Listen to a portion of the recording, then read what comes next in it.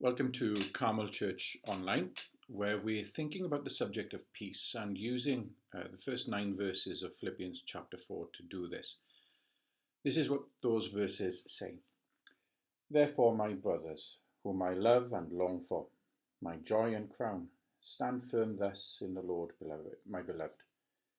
I entreat Euodia and I entreat Syntyche to agree in the Lord. Yes, I ask you also, true companion, help these women who have labored side by side with me in the gospel, together with Clement and the rest of my fellow workers, whose names are in the book of life.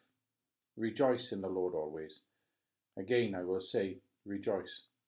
Let your reasonableness be known to everyone. The Lord is at hand. Do not be anxious about anything, but in everything, by prayer and supplication with thanksgiving, let your requests be made known to God. And the peace of God, which surpasses all understanding, will guard your hearts and your minds in Christ Jesus. Finally, brothers, whatever is true, whatever is honorable, whatever is just, whatever is pure, whatever is lovely, whatever is commendable, if there is any excellence, if there is anything worthy of praise, think about these things. What you have learned and received and heard and seen in me, practice these things, and the God of peace will be with you. The verse that interests us right now is verse 7. And the peace of God, which surpasses all understanding, will guard your hearts and your minds in Christ Jesus. Now, what jumps out at me on reading this verse is that it's telling us that we're under threat and that we need the peace of God in order to defend us. Now, what's under threat, it says, is our heart and mind, which is really talking about how we feel, how we think, what we believe, how we make decisions, our desires, and so on. Basically, our inner life, our personality, us. Think of it like this.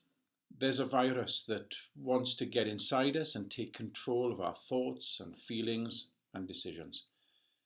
It wants to rob us of our peace and mess with our minds so that we become distant from others, so that our relationships with ourselves and with others are harmed in some way. What is this virus? Well, we're not actually told here in this passage, but I want to suggest to you that what Paul is talking about here is shame. I'm saying this because shame is what the Bible identifies as the one thing that gets inside us all and messes up our lives. Shame is the sense that we are bad, worthless, pointless. It's different from guilt, in that guilt focuses on something that we've done that is bad, whereas shame is the conviction that we are bad. And it ruins our lives, in that it makes us feel desperately insecure. We fear that the shame we feel, our badness, our worthlessness, will be exposed to others, and that seeing that we are bad or that we are worthless, others will reject us or harm us in some other way. I think this is one of the truths about human nature that the story of Adam and Eve is trying to tell us. As soon as they eat the fruit they were told not to eat, they were overwhelmed with shame and they hid from each other, an act that is represented symbolically in the story by them sewing leaves together to cover their nakedness. In the same way, we take action in order to protect ourselves from our own shame and the threat that it might be exposed by someone else. We've spent all our lives sewing fig leaves together, trying to defend against this feeling of insecurity, this threat that our shame will be exposed. And this takes a number of forms. One way we do this is by trying to please others all the time, always doing what others want us to do, in the hope that this will neutralize the threat that they pose to us.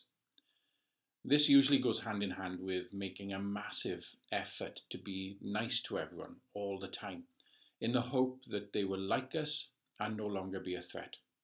And so, as Adam is sewing the fig leaves together for Eve's outfit, Eve can see that he's not really doing it right.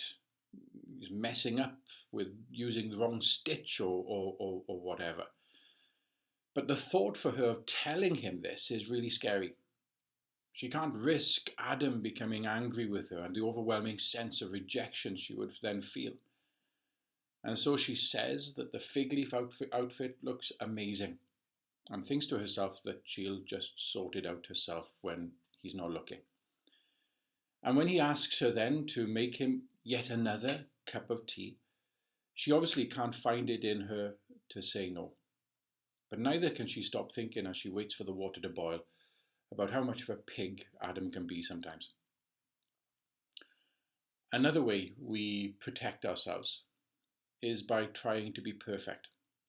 We believe that if we are perfect, then others won't reject us. What this means, however, is that when we get it wrong, and we may only get it very slightly wrong, then we experience a world of anxiety and guilt.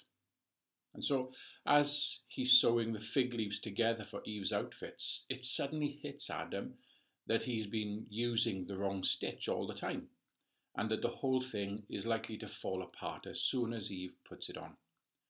Immediately, the warm flow of a blush rises up like lava from the pit of his stomach as a long-forgotten shame bubbles and spits itself to the surface. He knows that his reaction is out of proportion with the situation, but there's absolutely nothing that he can do to stop it.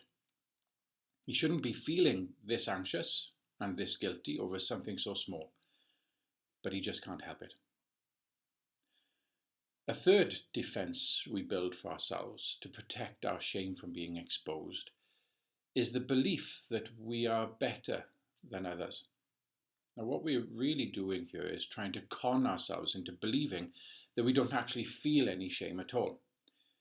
If we're successful, or even partly successful, then we will go through life trying to reinforce our belief that we are better than others. And we'll do this by portraying ourselves as the competent ones, the ones on whom everyone else needs to rely. Or we'll do this by being ultra competitive, so that when we win, then our original shame gets buried that little bit deeper and further out of sight. Some people with this kind of defense assert their one-up position over others by controlling and bullying them. So let's ask this question. Why is Adam sewing the fig leaves for Eve's outfit anyway? And the answer is quite simple. Because he needs to believe that she's not up to the job and that he's always better at things than she is. And now that he's gone wrong, now that he's messed up, this belief that he's better than her is undermined, and his shame rises to the surface. So how can he rescue himself from the situation? How can he protect his shame now that his defenses have been breached? Suddenly a way of escape presents itself to him. Blame someone else. And so he turns on Eve with real irritation in his voice. Why didn't you tell me I was doing it wrong? So these are three of the many ways that we use to defend ourselves and to shield our shame from others, and perhaps also to shield it from ourselves. And usually we've been protecting ourselves in these ways for so long that we've completely forgotten why we do it, or even that we do it at all. Our hearts and minds have become infected and overrun by this virus called shame. It's established a base for itself in our personalities, and it's rapidly taken control over every part of who we are, how we think, how we behave, and how we relate to others. The upshot of this process is an absence of peace. If to have peace is to live a flourishing life through healthy relationships, then the one thing that will stop us having peace is shame. You see, when we're trying to please others, or trying to be perfect, or trying to dominate others, then it's seriously difficult for us to have those healthy relationships that bring about peace.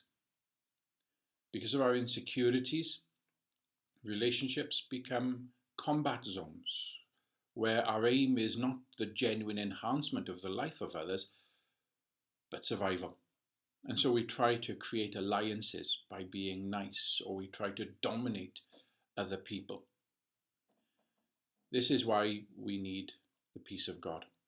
It guards our inner selves. It defends us against the insecurity created by shame and sets us free to relate openly and honestly with others.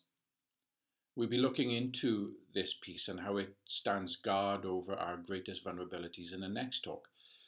But what's important for us to notice here is that this peace is ours in Christ Jesus.